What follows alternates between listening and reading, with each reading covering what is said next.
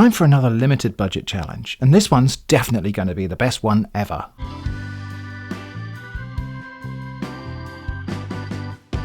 Rules and parameters for this challenge: as usual, I have to make 3 different meals on a budget of £1. The usual things will be permitted, including the supermarket trolley, which I will also be allowed to move and turn within the shop. Forbidden will be anything starting with the letters G, J, K and F, or any foods that are USB powered. Advisory parameters: shopping fully closed, and the full use of Euclidean geometry. Mandatory items will include shopping on Wednesday, and finally, discouraged will be differential calculus.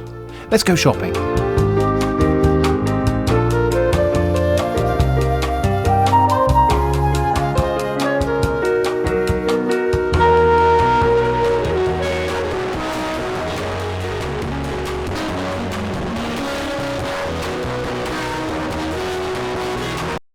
Okay, well that went pretty well, I think. Let's have a look at the haul. So for a start, I got this pack of ramen noodles for 32 pence. And then I got this pack of ramen noodles for 32 pence. And finally, this pack of ramen noodles for 32 pence. I think that takes us to a total of 96.37 pence, which means I'm under budget by 8.46 pence. So not bad. And tomorrow we've got to make 3 different meals out of this. Now, before we make breakfast, there is a bit of essential preparation to do here, and this has to be done right. There's really only one way to open these properly. A lot of people use either a can opener for this, or a 2-can opener, or a small screwdriver. My preference is to use a pair of surgical scissors, and I'll show you why. It's this part here, which is the spine of the ramen noodles, which is not good to eat. So what we have to do is just very carefully fill it along here. Just very carefully just open the skin of the ramen at both ends here like this.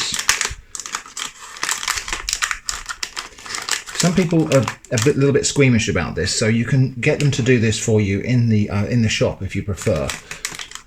And I'm just going to cut both sides of the spine just here like that. You see, cuts out very easily.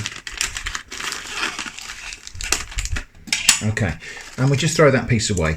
You could save that and put it in the stock pot, but I'm just going to throw that away today. And then we just very, very carefully open that out flat like that, and you can see that we've exposed the meat of the ramen there. And underneath we're just going to find, yes, there it is there. This is the ramen giblets. Again, you can use that to make soup and things, but we'll just throw that away today. So here we have the kind of meat of the ramen, and that's what we're going to be using to make breakfast. So I've got my breakfast bowl. I'm just going to put that over there, and then I'm going to break up this ramen into a kind of well, you'll see. I'm just going to break it up into different size and shape and also texture pieces, and we'll put those in the bowl over here.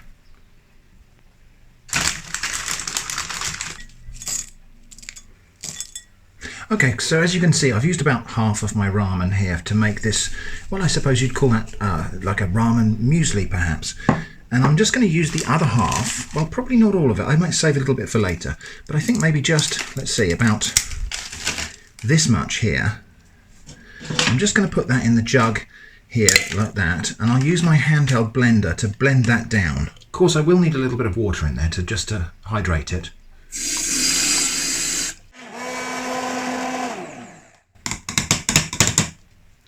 And so what we created there is I suppose, kind of a ramen milk. So I'll just pour that over the top there. Doesn't that look delicious and creamy? Okay, well, let's get that to the breakfast table and give it a little taste. All right, well, I know it looks really, really weird for a breakfast. But anyway, here goes. Oh, no. Oh. Oh. Oh, that's disgusting. Oh, no, I'm not eating that. Now for lunch, I'm just going to grate up some of this ramen. But first, I just need to give it a really thorough wash in warm soapy water. Now, a lot of people don't bother with this, but it is quite important. We're also going to make a sauce, a kind of lumpy sauce out of the ramen giblets. Now, just really as a kind of afterthought here, the grated ramen is already in the pan. The camera wasn't rolling for that bit. But we can take some of this ramen skin here. And I think if we just shred that up really nice and thin, like this into little ribbons, we can fry that until we can kind of add that in and fry it. It will change colour a little bit when it's in the pan, I'm sure. So that just goes into a pan here.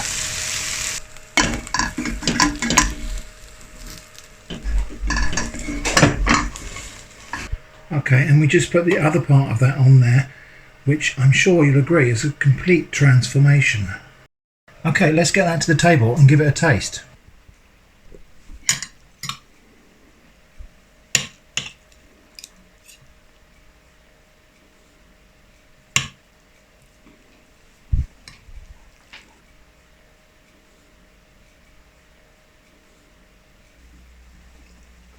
Nice.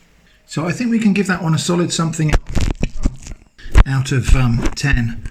That was quite nice. Okay, now if we just check this pack of ramen here, I think this one's got a little surprise inside for us actually. So we'll just open that up and have a look.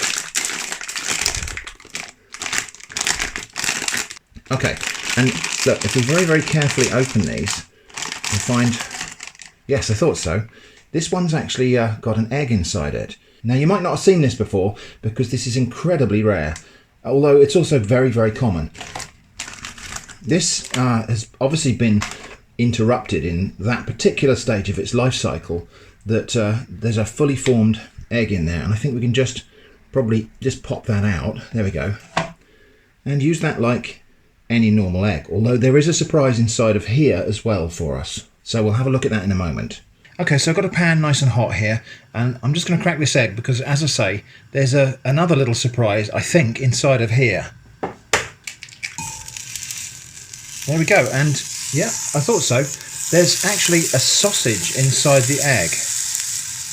Okay, folks, I think that's probably enough of the nonsense. That was getting a little bit exhausting. If you've watched this far, I would just like to reward you with something a little bit more sensible.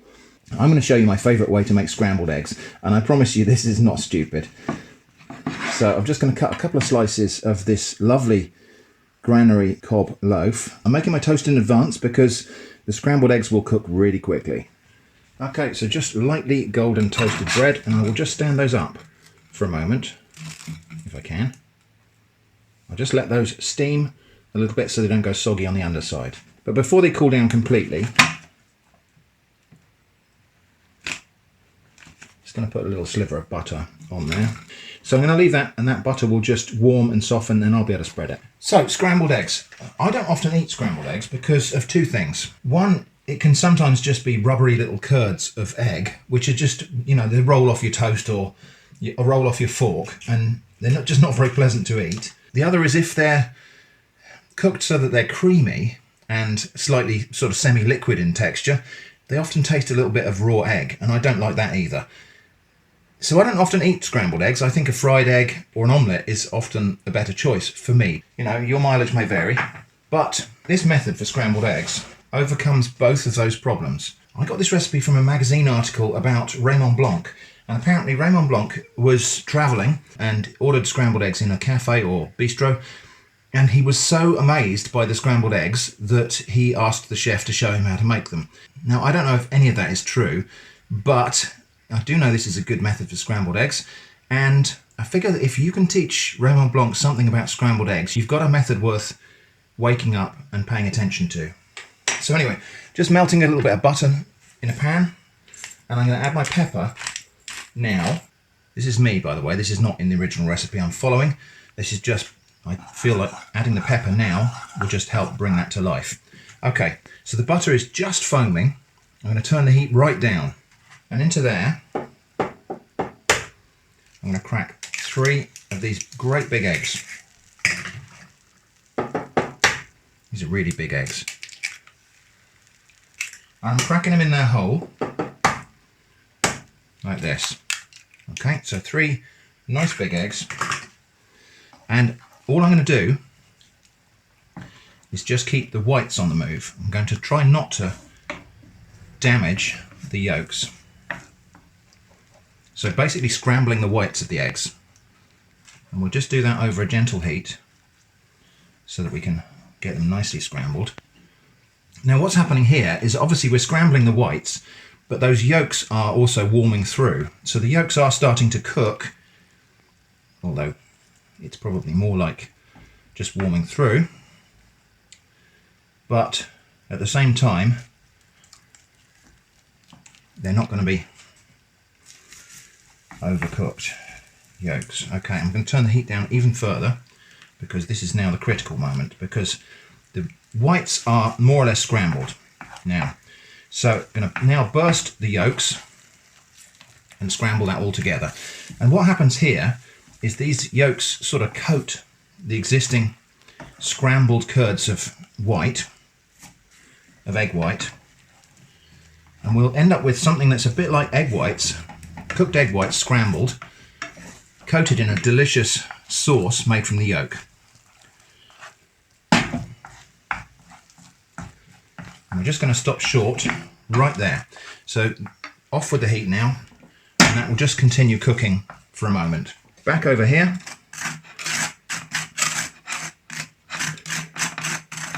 Butter is now soft enough to spread, and the toast is still crisp because of where we stood it up. My scrambled eggs are just going to go on there like that. And despite being completely cooked, they're still really moist and really tender. And they look a little bit paler than scrambled eggs might normally. Because we cooked the whites first, the whites are still kind of intact rather than mixed in. Okay, so now just a little bit of salt and a bit more pepper. Let's get that to the table and give it a taste. All right. So, and that is completely and thoroughly cooked, but it's at the same time so delicate.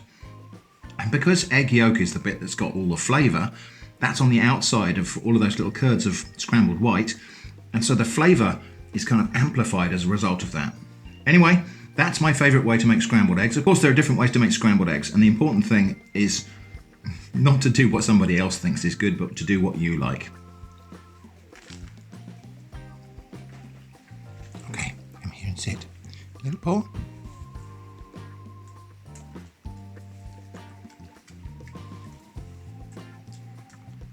So I hope it's been interesting. Thank you for sitting through all of that nonsense. Your patience is to be commended. Thanks for watching, and I hope to see you again soon.